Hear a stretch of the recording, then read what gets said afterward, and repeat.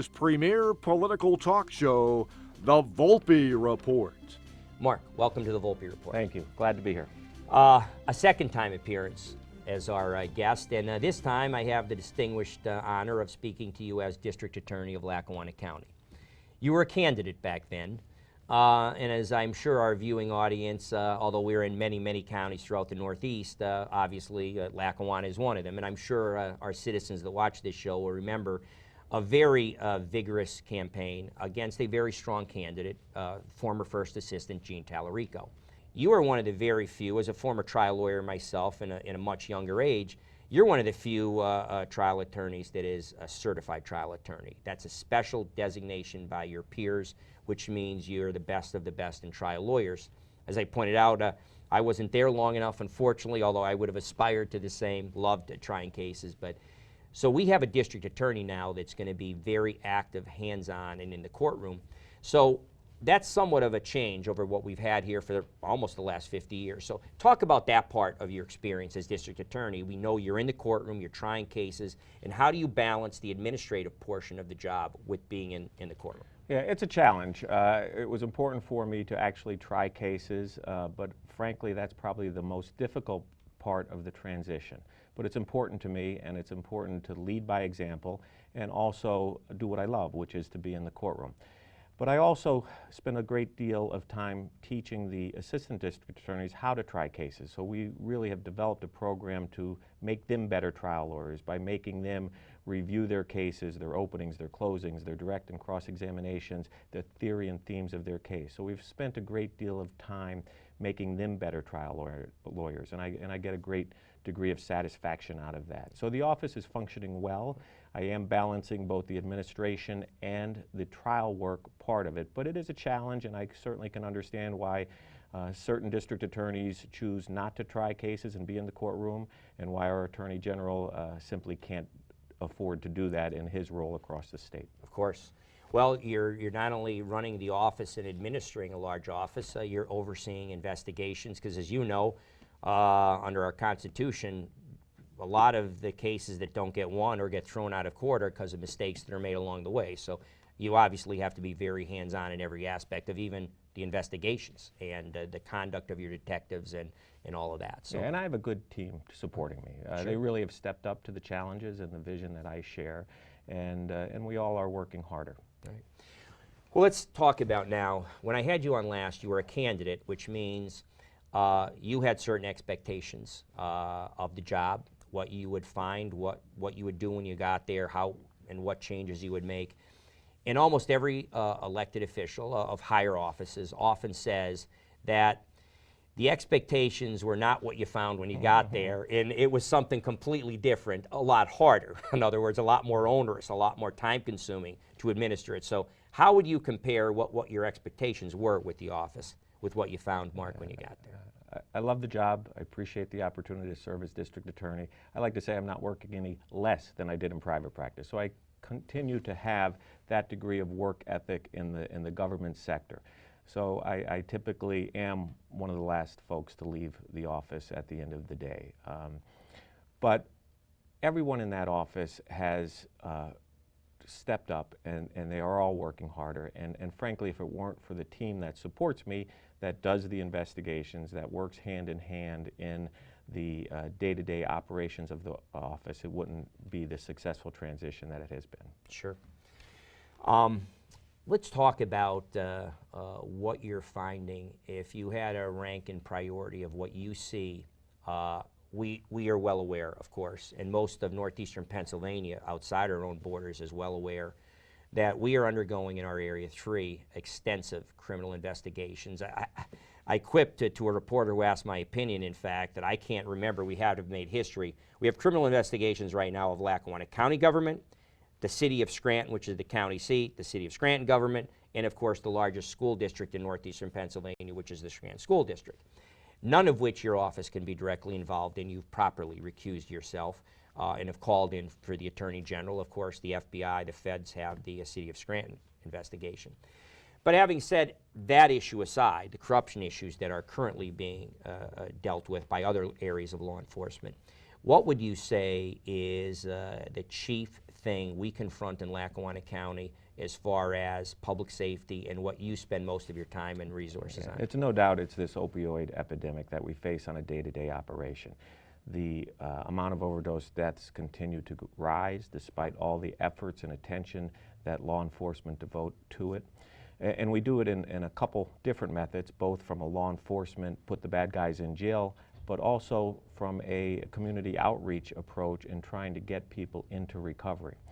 But I often reflect, if we did nothing, how much worse it would be. So that has been a top priority of my office. I co-chair the Opioid Overdose Coalition. We spend a great degree of time trying to get people to treatment. And I and my administration have taken a pretty hard stance on the drug dealers. We're the first administration to ever prosecute anybody in Lackawanna County for drug delivery resulting in death. We've prosecuted a doctor with a felony conviction. Wow. Because the white coat should not be a shield for someone recklessly prescribing drugs. And we are taking a very aggressive stance on the commercial drug dealers, the people who bring this poison into our community, and drawing strong lines into the sand and saying, we're taking this to trial, or you take this plea, but the deal isn't going to get better. And we have prosecuted those cases successfully. And I want to build that reputation, that if someone isn't going to avail themselves to one of the treatment courts or the diversionary programs to get better, then they're going to face a very significant legal consequence for their poor decisions. Right. One of the things, and this is more of a personal question, Mark, and I guess I always at least had the thought, not being in law enforcement, I seem to categorize and almost stereotype, profile, if you will. There were the drug dealers over here, and everybody, it's unanimous, everybody wants to put them in jail, the people that bring the poison in and give them to our children and get our loved ones hooked. So they're them. And then there's the addicts and the junkies over here. And look, that's in a black and white world we don't unfortunately live in. I'm reading, obviously, I read what your office is doing and the types of prosecutions you're bringing. I see, obviously, at the state and federal level, because they're involved in, obviously, drug enforcement as well. It seems to me that we've gotten into a bit of a gray area in the sense that it seems to me, from what I read and what the charges are, that the dealers are now also addicts in many cases. So, you know, we talk about, and I hear talk about from some elected officials, and properly so, engaged in the debate, but they talk about in terms of we need more of a handoff, we need a handoff in a treatment, not the jail, and that deals with the addict part. And I think there's a great empathy for that we want to help people who, through physiology or doctors unscrupulously prescribing legitimate legal opiates that lead to heroin, which is cheaper down the road because it's so addictive. Well, we get in that world, we're almost somewhat empathetic or sympathetic to those people, yet we all hate the drug dealers. But it just doesn't seem to me to be that black and white anymore. As I said, I read the charges that are brought, the pictures are in the paper almost seems like every day, where they're charged with possession and all that, but they're also charged with intent to deliver, that they're supporting their habit through dealing the drugs themselves. Sure. So where do you draw the line? You're the district attorney and you have to confront this somewhat even ethical question. How much emphasis on a handoff into treatment centers and treatment court and things like that for people that are facing felony charges for distribution? And there is a great degree of overlap, and many people support a habit by selling drugs, and we understand that. But there is a distinction between low-level drug addicts and commercial drug dealers who are pushing this stuff into our area. And the last thing we want to do is introduce a true drug dealer into a treatment court where they can potentially risk the success of recovery.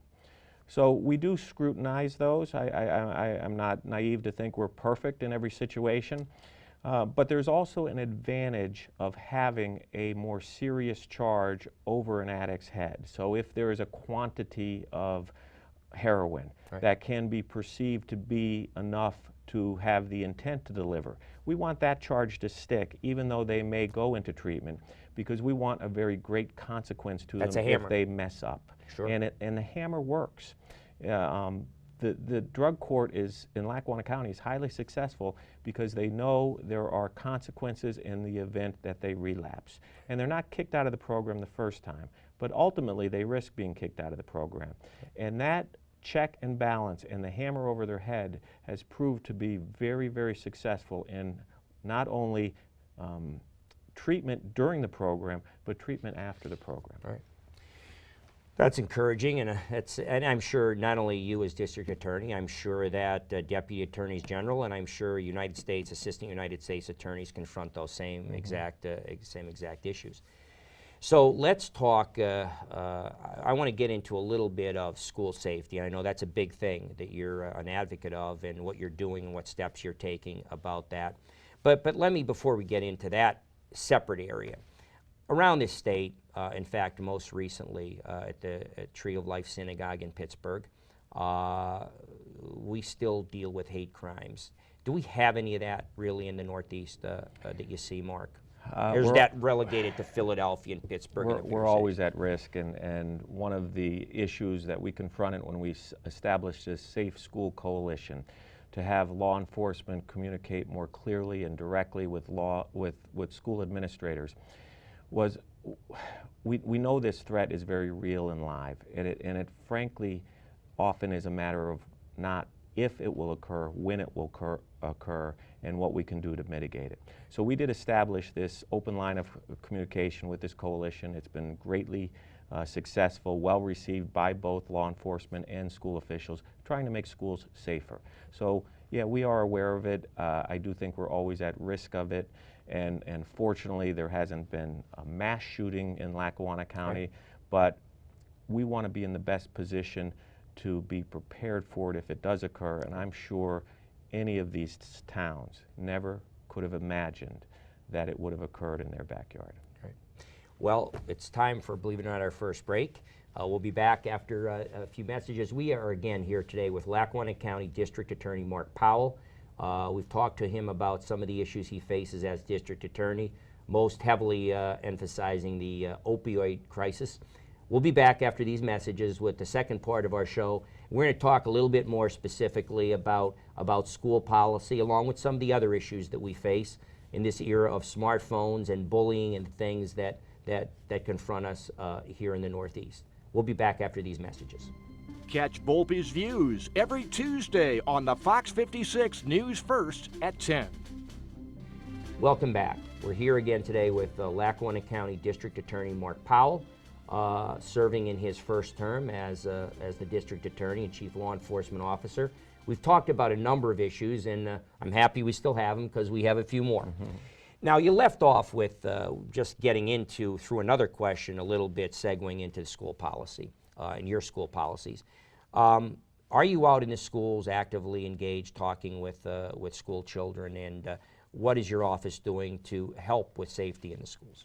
Yeah, so we handle it in two parts. One, trying to get to the students. So we have a community outreach and assistant district attorneys assigned to each school, and we'll put on prom safety programs, texting and driving awareness seminars to try to get to the actual student. But the coalition itself for Safe Schools really was designed to have law enforcement, the superintendents and administrators of the school, and mental health all come together, collaborate, and share ideas on how to best identify, refer, and ultimately solve any of these potential threats. And that we meet on a monthly basis. Wow. And put educational seminars on, open the lines of communication, and we will continue to do that and develop any information that's helpful to the school districts. Some schools are more advanced than others, but all are learning from each other. Wow. Well, I think it is a natural segue, Mark, while on the subject of school safety, talking about the issue and the violence aspects and the Parkland type issues that you're talking about. There's two other issues I think that are natural segues, and the school seems to be the fulcrum for these issues. Let's start with bullying. I talk to a lot of people, a lot of parents with young children. I now myself have 3 young grandchildren, number 4 on the way. We live in an area where children, it seems like at age 4 or 5, they're handed their first smartphone. And God knows they're more adept I know my grandchildren are than I am. But that also becomes a natural petri dish for the proliferation of bullying. And do you see that in our schools? And what can you do about it? What are you doing about it? Yeah, sure. So bullying, I think, has probably always been around. It was around when I was a child in school. But there are so many more vehicles to bully. And so social media, smartphones are almost give the person committing the offense a shield or a protection or a removal. So it is frequent, and it's unfortunate, but the schools are focused in on it and trying to identify it, and the technology allows us to then trace it back to where it occurred. So we are looking at ways to prevent that, and the school administration is very sensitive to those type of concerns. And ultimately, what we want to do is diffuse any of those issues at the onset. Identify them, diffuse them. If someone needs help or counseling, get that for them. If it's more serious than that, then have law enforcement step in order that we can assess and then properly treat the situation. Right. And then also, as we talked off camera, I have noticed, just by reading the newspaper and watching the news, the proliferation of sexual assaults that have seemed to be growing exponentially. As I told you, I mean, I'm pretty sure, I didn't just start reading newspapers, and it seems like you can't go 3 days that somewhere on page 3 you have somebody sexually assaulting somebody else. And with the predominance in areas that I think the most frequency occurs, it's with minor children, young girls, young women, being assaulted. And in an increasing number of cases by whether it's school teachers or some school coaches, but it's happening in a school setting. And are you seeing that in terms of what you're seeing? I've been, as I said to you, I don't have any studies and facts and figures to support it. It just seems like I'm reading about it more. Not that I wasn't noticing it back then, but it just seems like it's happening more now. Yeah, and I can't say statistically it happened any less before, but certainly public awareness is a lot more now, which results in more reporting and then more prosecutions. And that's a good thing, that these are being addressed, handled seriously. We have a whole division of our detectives who just specialize in these type of crimes. And so sometimes, even when they're reported to one of the local municipalities, my office, through the detectives trained specifically in these type of offenses, will step in to try to help and treat them the way they should be. You must be very sensitive to the victim who has been already traumatized, and you want to be very methodic in order to document, because sometimes these cases come down to one person's testimony over the other person's testimony, and that's always a challenge as well. These predators choose their victims, and they choose folks who are vulnerable, whether they're children or whether they're someone who's compromised in some degree. And that makes those cases particularly unique to prosecute. Right. Well, one of the reasons I had actually just a couple weeks ago as a guest on this show, a friend, I like to say the 24th and 26th president of the University of Scranton, Father Scott Pillars. He was a great guest, and it was good to talk about my alma mater with him, and he's, God knows, done a great job in his stewardship. But at any rate, we had a very candid and open discussion about the scandal in the Catholic Church and sexual predator priests and bishops that covered up their crimes and that went on involving tens of thousands of children over 70 years. He was very candid about it. And one of the things we talked about, I'd like to get your view on it, was this, is that it would seem, and this kind of maybe gets backdoors back into the school issue of why coaches or why teachers. One of the things I posited to him, and there's, again, we don't have statistics on this, but it would seem to me, and in the cases we're talking about as well, those tend to be occupations, vocations in certain cases that I wonder if one of the attractions of that particular line of work is the trust comes built in with it. If you walk in as a school teacher, we'll call it as lawyers a rebuttable presumption, but an overwhelming presumption from both the children and the parents that this is a person that's safe. They wouldn't arise to the level educationally or otherwise to become a school teacher or a counselor or a coach, and many of them are our school teachers that do coach at high schools and in grade schools. So what's your view from your perspective in law enforcement, and having had a practice back in the day in criminal practice yourself on the defense side, do you see that, it's almost like a chicken or the egg. Do they get to the profession and give in to temptation, or do you think they view that they already have this issue and they view that as an opportunity where trust is automatically bestowed? And having read some books and some transcripts of convicted sexual predators, they all talk about that. The most important thing for them is to find a way to establish trust. And unfortunately, that fits the profile. And I don't think it's unique to the Catholic Church, but it does fit the profile that a priest would have in their role as a priest. And automatic trust. Yeah, and there's no doubt the Catholic Church has handled this horrifically in the past. I can tell you they are very sensitive to these reports now. They have a direct and open line with the District Attorney's Office. They report everything to us, even if it's questionable, and then they're properly investigated. Most of the reports we get now occurred many, many years ago, and unfortunately they're beyond statute of limitations where we can successfully prosecute them. But they were poorly mishandled in the past, without a doubt. Right.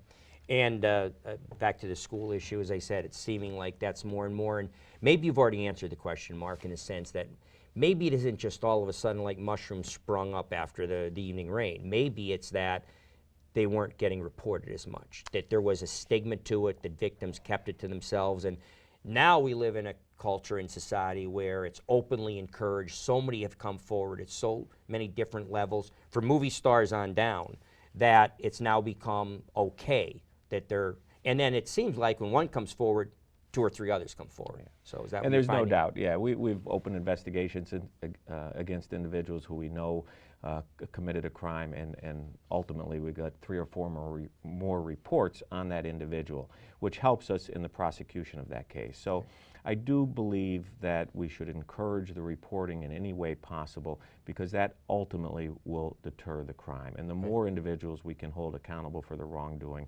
the more successful we will to curtail that behavior. We have about a minute and a half or 2 left, so I'll get you out in this. The decriminalization of marijuana. The Scranton Times recently did a 3-part special on that. And I was surprised to find how many larger municipalities in Pennsylvania, right in our own state, have decriminalized it for recreational use. Now, we understand the state has passed a law, the governor signed it. Medical marijuana is legal and proper and all that to treat the variety of illnesses and pain management. However, always in the back burner to me was going to be the eventuality of the discussion about for recreational use. Now, right off the top of my head, Philadelphia, Pittsburgh, Harrisburg, Erie, Allentown, and I think 2 or 3 others are openly, that passed ordinances that they've decriminalized it. Their law enforcement in their counties and their cities, they're not going to be arresting people for small amounts. But the debate kind of gets back to the issue, and I think one of the major issues the legislature ultimately is going to deal with on decriminalizing it is the issue where we have a lot of scientific and medical data on the effects of alcohol. Tried and true through decades, medical studies. We now know that depending on the jurisdiction, some it's 0.07, some it's 0.08, but somewhere in that spectrum is where impairment begins, and that's when it becomes a crime. So obviously you have 1 beer and drive your car, it's okay, and your 0.02 doesn't matter. How do you figure out, and I understand the legitimate issue now on the people that are not necessarily for recreational use, saying, well, if those people are driving cars, we don't have that sort of medical study yet, because it was always against the law and there's no real evidence of it, but we know it exists. If you're impaired driving, how do you test it if it's marijuana? Because as a medical fact, marijuana, unlike other drugs, THC stays in your system for up to 30 days.